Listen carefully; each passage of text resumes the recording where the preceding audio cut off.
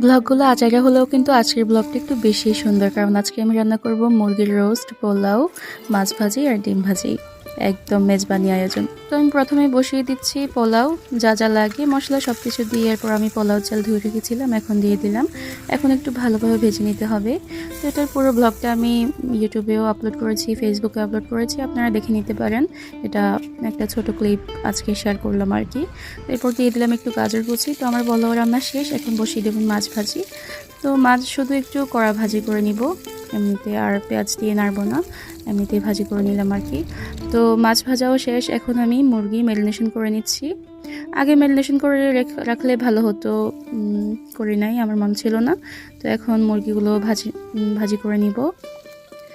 হালকা ভেজে নিয়েছি, কারণ রোস্টের মুরগি বেশি ভাজা হলে তো ভালো হবে না। তো এরপরে আমি পরপর আরও দুইটাও ভেজে নিলাম। এখন আমি মুরগির রোস্ট বসিয়ে দিচ্ছি। তো রোস্টের মধ্যে যা যা মশলা লাগে সবগুলো মশলা দিয়ে আমি একে একে বসিয়ে দিয়েছি। আর ডিটেলসে বললাম না, সবাই তো রান্না করতে জানেনি, আর আমি এখানে রেসিপি শেয়ার করতেছি না। তো এরপরে আমি মুরগিগুলো দিয়ে দিলাম, তারপরে দিয়ে দিলাম রোস্টের মধ্যে যেটা লাগে আসল উপকরণ, দুধ দিয়ে দিলাম। আমার ঘরে আজকে টক দই ছিল না। তো আমার মুরগির রোস্ট রান্না করা শেষ, এখন আমি রান্না করতেছি ডিম ভাজি।